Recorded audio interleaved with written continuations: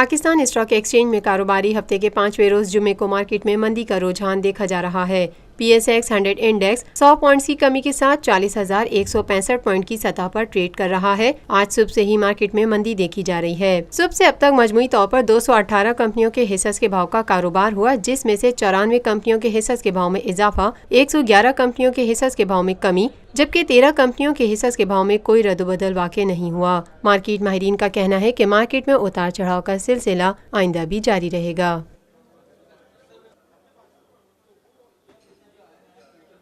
Lotus Lake Towers, a groundbreaking endeavor by Lotus Properties.